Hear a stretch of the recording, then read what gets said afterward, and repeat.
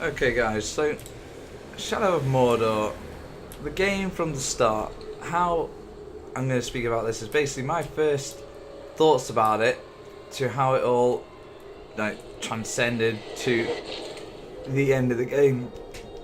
Excuse me, I'm going to die.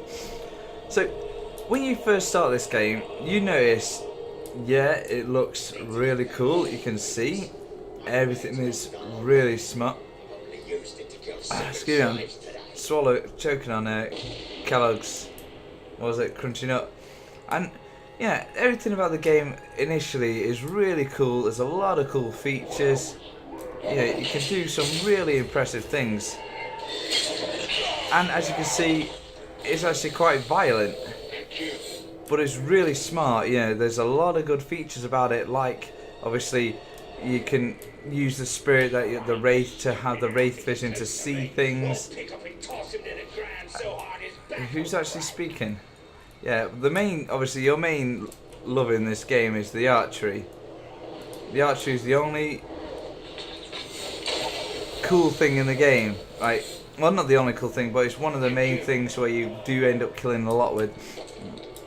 But the problem is, the actual problem with this game is this thing, the army thing, right? When I first started, I spent hours hunting them all down, killing them off, discovering who they were, death threatening, all stuff like that, but they get replaced and replaced and replaced, and it's never-ending build, and you realise, it ends up being completely pointless, so I just started ignoring it at the end.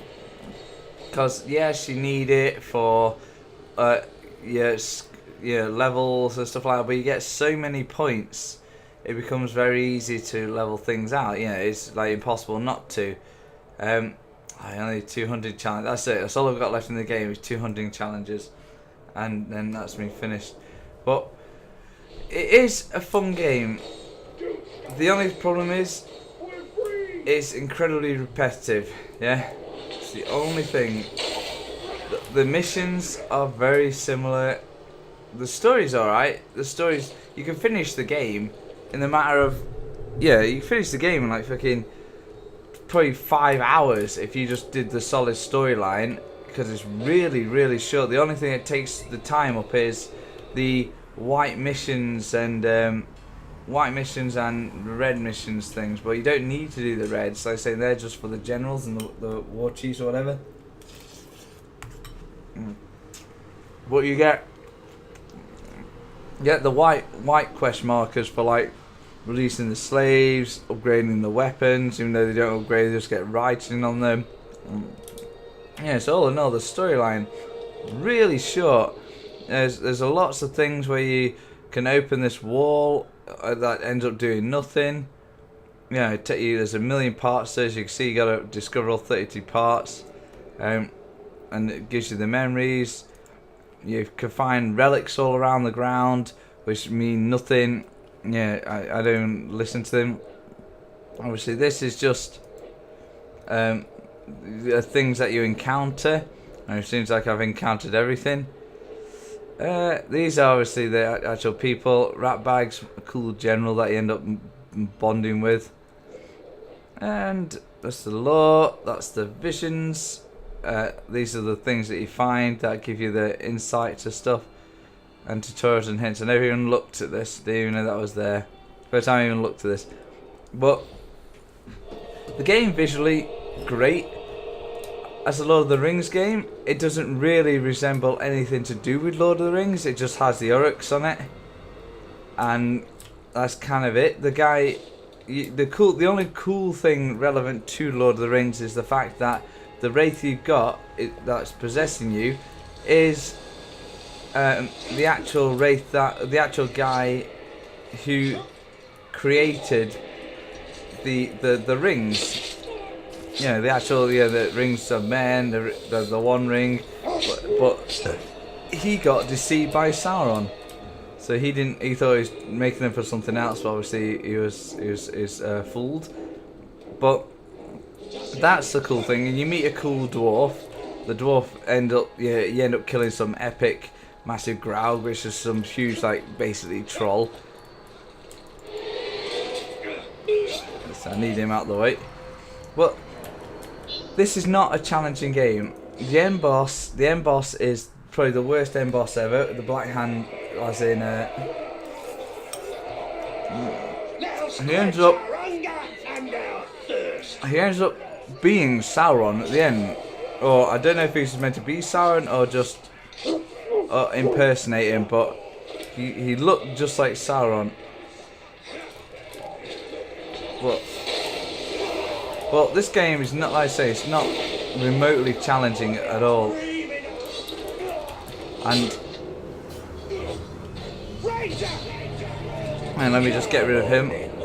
But these are the only cool things. Is yeah, these guys are like the only challenge, even though they're not remotely hard at all.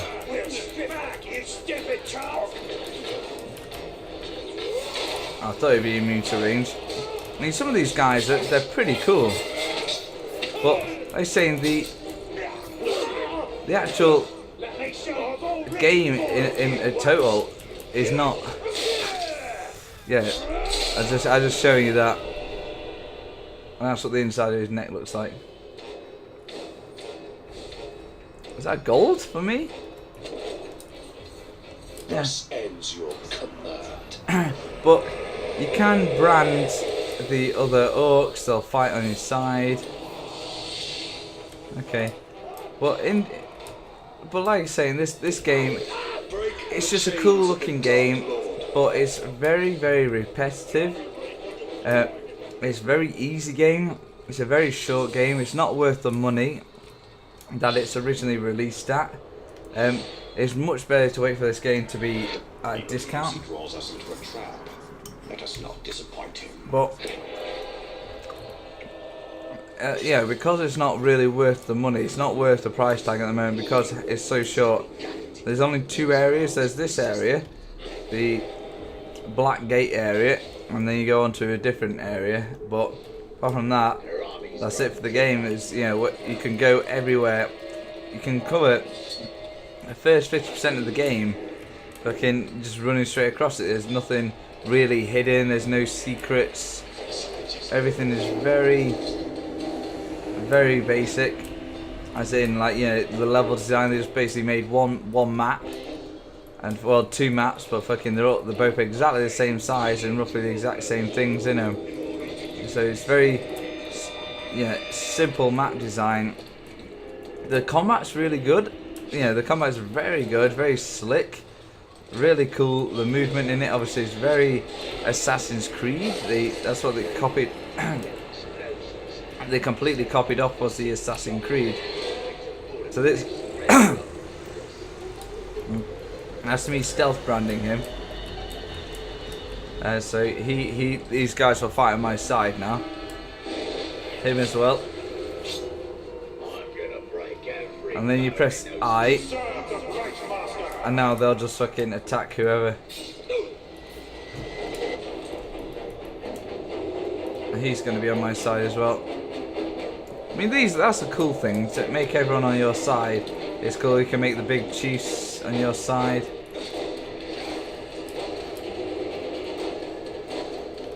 Okay, so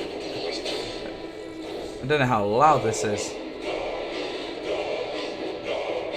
I thought it said shit face then. So he's like one of the main big guys. Yeah, there he is. Right at the fucking top of the food chain. So when we turn the sound down, it just seems a bit too loud. I think it's 30.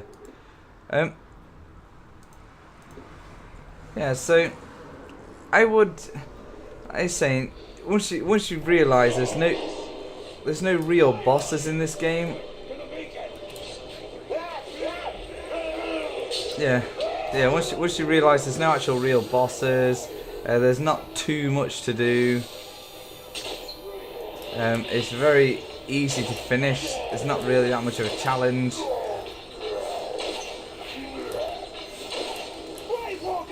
You know what I mean?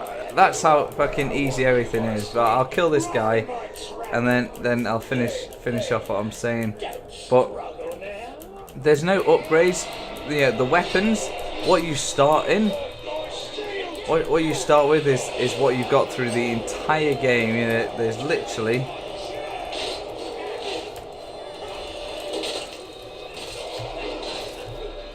Oh fuck! Another guy. Oh, he's been marked as well. Oh shit! He's on my side now, is he? No, fucking everyone else is though. That was pretty cool. See that? Oh. And now he's retreating because he's a big fanny. But all them other guys now. Okay, let me just get him on the floor. That's him done. I was actually going to merge him with me. Okay.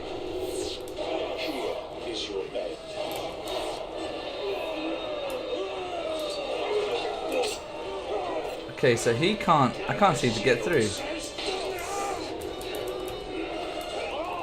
So I can't even get through that shit.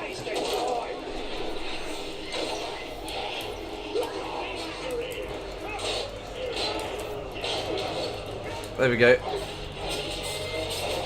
Oh, he's a combat master. I can very much do with him on my side.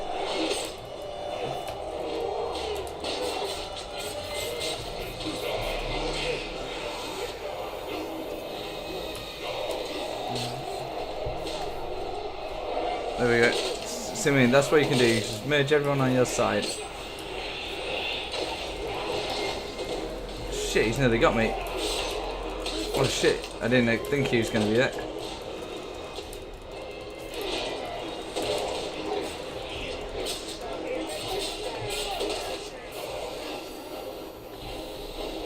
There we go. There's more people I get on my side, the better. But this is generally it for the game. This is as much as it'll be action-wise.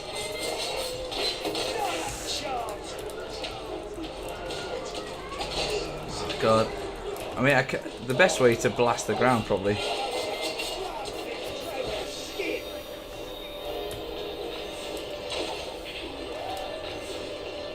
There we go.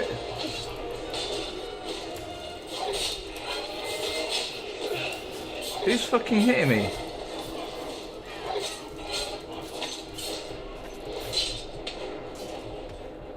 No, that's me. I'm gonna die, I think. Come on, get them guys.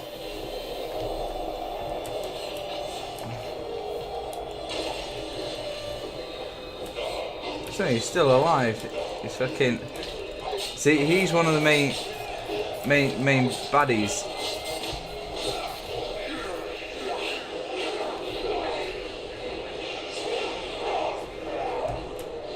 So I can make him mine now, I think. Pretty blood. But I'm not going to kill him. And there we go. I'm just going to just beat the shit out of his shield.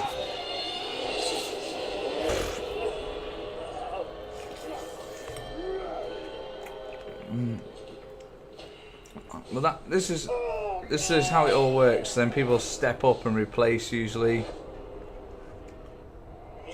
So now he's become the beast.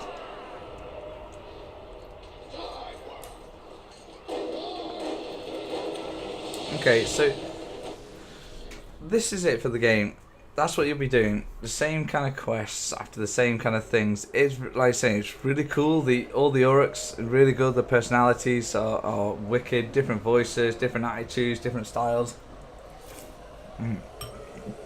But you're stuck with the same weapons on the same map, running about doing the same thing. The bosses, it was really cool to start with because the Black Hand's all crazy. In charge of the Sea and Newman. This is the other half of the map, and it's all the same thing. Just roughly the same size map, same shit. So I won't play this game again. It's got no replay value on it, none at all. Because like I say, once you've done it first time round and collected the stuff, you've got everything. So this is the other half of the map. I'm saying it's exactly the same, more or less. So it's like, what the fuck? And yeah, it's just, yeah, it's very tedious. It's just one of the games just to be like, ah, I can't believe I just spent 30 quid on that. And this is obviously a bit more, yeah, it's still beautiful. Everything's really nice to see. But it's fucking, it's just the exact same missions on the other half of the map. And that's it for the game. But yeah, I say no replay value. Nothing at all. It's just a cool game. Combat's great, looks great, but it's not really super great.